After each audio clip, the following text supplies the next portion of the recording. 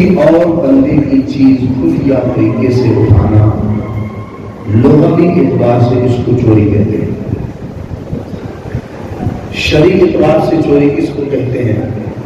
جگہ محفوظ تھی اور مال محفوظ کرنے کا اہتمام بھی کیا گیا، ایسی جگہ جس مقام پر مال کو محفوظ کیا گیا جگہ محفوظ تھی اور اس کو حفاظت میں مال کو رکھا ہوا تھا، ایسی جگہ پر اگر 10 درہم سے زائد مال پڑا ہو یا اتنی قیمت پڑی ہو، اس چیز کو اٹھانا اور بغیر کسی شبہ کے اٹھا لینا، بغیر کسی تعویل کے اٹھا لینا، اس کو چوری کہتے ہیں۔ شبہ کس طرح ہو سکتا ہے؟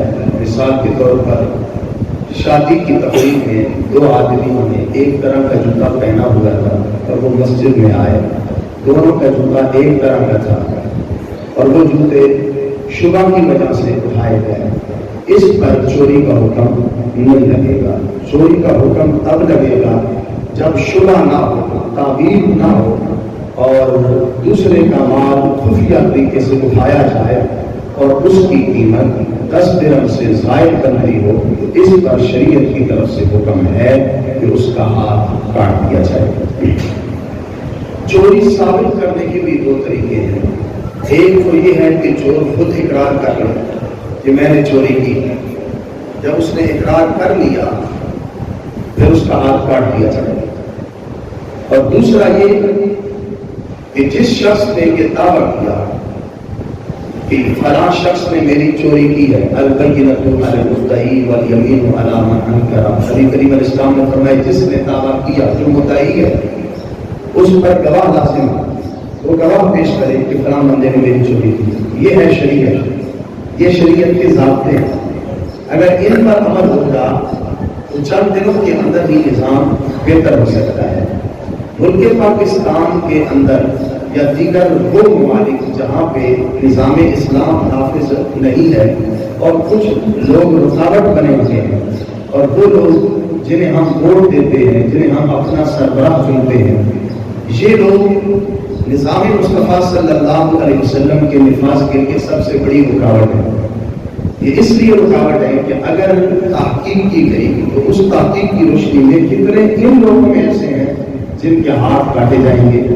اس واسطے یہ جب بھی آواز اٹھتی ہے کہ اسلام کا نفاذ ہو ملک پاکستان کے اندر، اس آواز کو دبانے کے لیے اس وقت کے جو سیکولر قسم کے لوگ ہیں، MLA MPs اور مختلف جو یہود و نصارہ کی قوتیں ہمارے ملک کے اندر کام کر رہی ہے، وہ نظام اسلام کو نہیں دیکھنا چاہتے، کیونکہ جب نظام اسلام کا ہوگا، اسلام اپنے نظام کے اندر ایسی جامعیت رکھتا ہے کہ اس کے اندر ایک کافر ہے تو اس کی سزا کا بھی ذکر ہے، ایک مسلمان ہے تو اس کی سزا کا بھی ذکر ہے۔ ایسا نہیں ہے کہ یہ اسلام صرف مسلمانوں کے لیے قانون رکھتا ہو، بلکہ ہمارے آقا صلی اللہ علیہ وسلم کی شریعت میں ہر طرح کا قانون اور ہر طرح کا مسئلہ ہر شخص کے لیے موجود ہے۔ یہ باتیں بڑی لطیف ہیں، اگر آپ اس پر غور کریں گے تو یقیناً آپ کو بہت کچھ حاصل ہوگا۔ دوسری صورت یہ ہے کہ 2 مرد مسلمان لانا، وہ گواہی ہے، اور چوری کرنے والا بھی عاقل ہو، بالغ ہو، بڑا ہو، اس کے لیے یہ شرط ہے، چھوٹے بچے پر حد نہیں لگے گی، عقل اس کی سلامت ہو، مکلف ہو، جانتا ہو کہ میں چوری کر رہا ہوں۔ یہ شریعت مطہرہ کی طرف سے کچھ حدود ہے۔ اگر ایسے بندے نے چوری کی، یا تو وہ چوری کا اقرار کرے، اس سے اس کا ہاتھ کاٹا جائے گا، اگر اقرار نہیں تو جس کی چوری کی گئی اسے چاہیے کہ وہ 2 گواہ پیش کریں، 2 مرد گواہ پیش کریں یا پھر 1 مرد ہو اور 2 عورتیں گواہی دیں جو 1 مرد کے برابر ہوتی ہیں، تب جا کر اس شخص کا ہاتھ کاٹا جائے، اور وہ بھی قاضی کے سامنے جا کر قاضی اس معاملے کی تشخیص کرے۔ کس طریقے سے؟ قاضی ان گواہوں سے پوچھے گا، قاضی کہے گا کہ تم یہ بتاؤ کہ اس شخص نے کس طرح چوری کی، اس نے دیوار توڑی تب اندر گیا، یہ گاڑی پہ آیا، خچر پر تھا، گھوڑے پر تھا، کس طریقے سے چوری کی، اور یہ بھی بتاؤ کہ جس شخص کے متعلق تم گواہی دے رہے ہو کہ یہ چور ہے، اس نے کس طرح کی چوری کی، किस चीज की चोरी की और चोरी का मकाम क्या था, किस जगह पे से चोरी की। अगर उस मकाम की भी खबर गवाहों को ना हुई तो वो गवाही नहीं दे सकते। रकम की खबर ना हुई, चीज की खबर ना हुई तो तब भी गवाही नहीं दे सकते। यहां तक कि ये भी पूछा जाएगा कि इसने किसकी चीज चुराई है, जिसके बारे में तुम गवाही देने के लिए आए हो, और जो शख्स तुम्हें गवाह बनाकर लाया है तुम्हें इस बात की भी खबर हो। अब सूरत हाल क्या बनती है, थाने के अंदर, कचहरी के अंदर जब एप्लीकेशन दे दी जाती है तो मोहल्ला सारा इकट्ठा करके वहां लेके जाते हैं अपनी बात का वजन बढ़ाने के लिए। जबकि शरीयत को तो ये मतलूब है, शरीयत तो ये चाहती है कि गवाह पेश किए जाए। जिन्होंने देखा, सारा मोहल्ला वहां जाके गवाही दे रहा है, कितनी गलत बात है।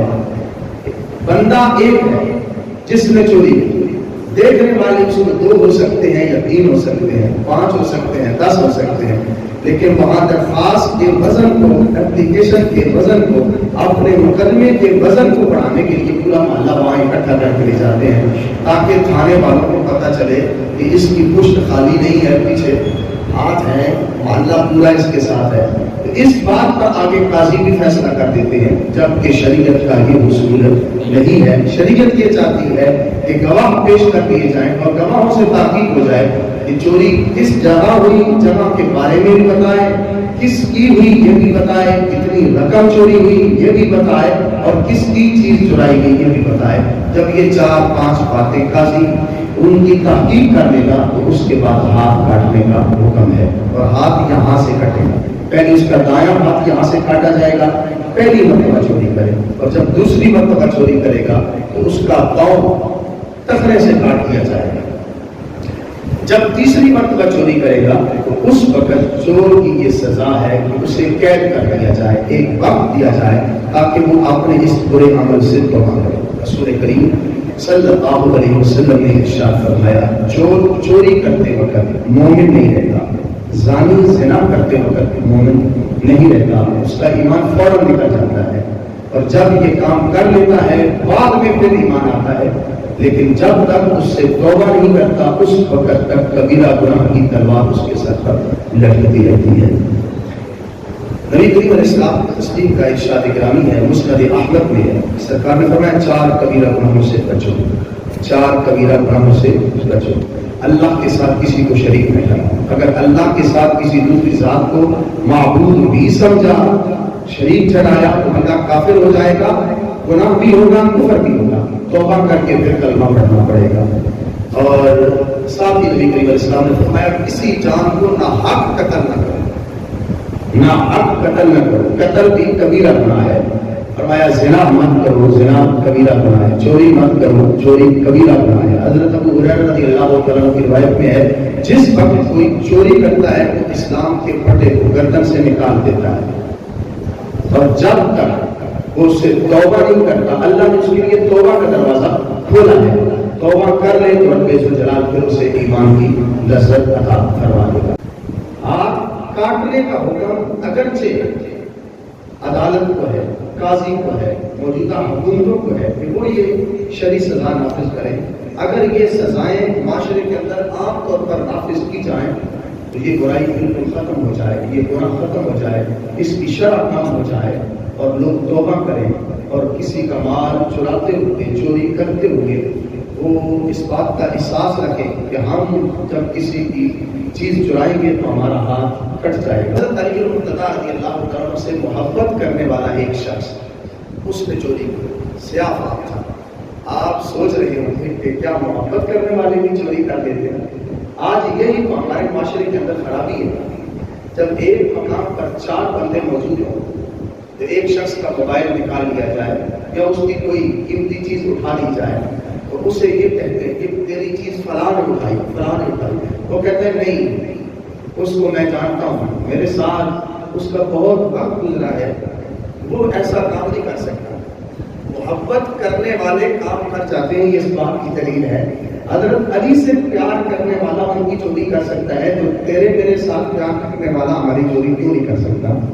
इस वास्ते ये कोई उसूल नहीं है कि जिस शख्स की चीज उठाई गई, जिससे प्यार करता है उसे बरी कर दे, और जिससे प्यार नहीं करता اس پر دعویٰ کر دیں کہ اس نے میری چیز اٹھائی ہے۔ وہ سیاہ فام تھا، حضرت علی سے پیار کرنے والا شخص جس کا رنگ کالا تھا، محبت کرنے والا شخص چور نکلا۔ جب اس نے چوری کی، تحقیق کے بعد پتہ چلا حضرت علی المرتضیٰ رضی اللہ عنہ کے سامنے اسے پیش کیا گیا تو آپ نے اس کا ہاتھ کاٹ دیا۔ امیر المومنین ہے، شریعت نافذ کی ہے، اختیار ہے۔ آپ نے جب اس کا ہاتھ کاٹا، وہ جا رہا تھا، راستے میں حضرت سلمان فارسی اس کو ملے، ابن القرا اس کو ملے۔ ان دونوں نے کہا کہ ہاتھ کس نے کاٹا ہے؟ تو اس نے کہا امیر المومنین نے کاٹا ہے، حضرت علی رضی اللہ عنہ، انہوں نے میرا ہاتھ کاٹا ہے۔ حضرت سلمان فارسی نے کہا امیر المومنین نے کہا ہاں، وہ جو مسلمانوں کے خیر خواہ ہیں انہوں نے میرا ہاتھ کاٹا ہے، یعنی میں مسلمان ہوں اور انہوں نے میرا ہاتھ کاٹا ہے۔ وہ امیر المومنین ہیں، مسلمانوں کے خیر خواہ ہیں۔ یہ تعریف کر رہا تھا حضرت علی رضی اللہ عنہ کی۔ چور ہاتھ کٹنے کے بعد ہاتھ کاٹا گیا، حضرت علی رضی اللہ عنہ آپ نے ہاتھ کاٹا۔ رستے میں حضرت سلمان فارسی نے جب پوچھا تو اس نے یہ نہیں کہا کہ علی نے ہاتھ کاٹا، اس نے کہا امیر المومنین نے، مومنوں کے امیر۔ صرف مومن ہی نہیں کہا، امیر المومنین، اور ساتھ کہا کہ جو مسلمانوں کی خیر خواہ ہیں انہوں نے میرا ہاتھ اس لیے کاٹا ہے کہ وہ آخرت کے معاملے میں میرے خیر خواہ ہیں۔ دنیا کے اندر جو ہو سو ہو، وہ یہ کوشش کرتے ہیں کہ آخرت کے اندر رسول کریم صلی اللہ علیہ وسلم کی امت کو گناہ کا عذاب نہ ہو، اس لیے وہ مسلمانوں کے خیر خواہ ہیں۔ کہا وہ امیر المومنین جو رسول کریم علیہ السلام کے داماد ہیں اور سیدہ خاتون جنت رضی اللہ تعالی عنہا کے شوہر ہیں، انہوں نے میرا ہاتھ کاٹا ہے۔ اتنے میں ایک آجا ہے تو اس نے کہا انہوں نے میرا ہاتھ کاٹا میرے فائدے کے لیے، مجھے آخرت کے عذاب سے بچائے، مجھے جہنم کے عذاب سے بچائے۔ اگر میرا ہاتھ نہ کاٹتے تو یہ میرا گناہ باقی رہتا، قیامت کے دن مجھے اس گناہ کا حساب دینا پڑتا۔ انہوں نے میرا ہاتھ کاٹ کر میرے اوپر احسان کیا ہے۔ حضرت سلمان فارسی نے جا کر حضرت علی المرتضیٰ رضی اللہ عنہ کو بتایا کہ جس شخص کا آپ نے ہاتھ کاٹا ہے وہ تو آپ کی تعریفیں کر رہا تھا، اور اس نے یہ بات کی کہ امیر المومنین نے میرا ہاتھ کاٹ کر میرے اوپر احسان کیا ہے کہ مجھے قیامت کے دن عذاب سے بچا لیا ہے۔ حضرت علی المرتضیٰ رضی اللہ عنہ آپ نے اس چور کو بلا دیا، ہاتھ کٹ چکا تھا، سزا مل چکی تھی۔ جب سزا مل رہی ہے اب چور نہیں رہا، چونکہ سزا پا چکا ہے۔ آپ نے جب اس کو بلایا، اپنی کلائی پر اس کا ہاتھ رکھا اور اس کو رومال سے ڈھانپ دیا، اور پھر اللہ کے حضور دعا کی، رب ذوالجلال کی حضور جو ہی دعا کی، فوراً آسمان سے آواز آئی کہ اس کے ہاتھ سے کپڑا ہٹاؤ۔ جب کپڑا ہٹایا تو اس کا ہاتھ درست ہو چکا تھا۔ یہ ہے مسلمانوں کے خیر، شریعت بھی پوری کی تاکہ پکڑ نہ ہو۔ جو امیر المومنین کا کام ہے وہ کام بھی پورا ہو، کسی کا اعتراض بھی نہ رہے۔ جس کی چوری ہوئی تھی اس کے دل میں دکھ کا داغ بھی نہ رہے کہ امیر المومنین نے اس کو سزا نہیں دی، سزا بھی دی ہے، اور جو اپنی طرف سے امت پر شفقت کی وہ ہاتھ اٹھا کے دعا بھی کر دی ہے کہ اس بندے کی نیت اچھی ہے، یہ چور سمجھ گیا ہے کہ کسی کا مال چرایا جائے، یہاں پر عذاب نہ بھی ہو تو آخرت کے دن عذاب کا سامنا کرنا پڑے گا۔ تو جب اس طرح اس کے ذہن میں بات آئی تو یہ گویا توبہ کی ایک صورت تھی کہ وہ گناہ سے توبہ کرنا چاہتا تھا، آخرت کے عذاب سے بچنا چاہتا تھا۔ تو حضرت علی المرتضیٰ رضی اللہ عنہ آپ نے دعا کر کے اس کا ہاتھ جوڑ دیا۔ اور اہل اللہ کا یہ کام ہوتا ہے، اولیاء کرام کا یہ کام ہے۔ اولیاء کرام نبی کریم صلی اللہ علیہ وسلم کی سنت پر عمل کرتے ہیں۔ جس طرح سرکار اپنی امت پر شفقت فرمانے والے ہیں، اس طرح اولیاء کرام بھی سرکار کی امت پر شفقت کرنے والے ہوتے ہیں۔ اور یہ بات بھی ثابت ہوئی، جو لوگ کہتے ہیں کہ ولی کچھ کر نہیں سکتے، اگر ولی علی کو مانتے ہیں تو پھر سب سے بڑے ولی نے کٹا ہوا ہاتھ درست کر کے دکھا دیا۔ اس سے یہ پتہ چلتا ہے کہ اللہ رب العزت نے اپنے اولیاء کرام کو یہ طاقت عطا فرمائی ہے کہ وہ کٹے ہوئے ہاتھوں کو جوڑ دے۔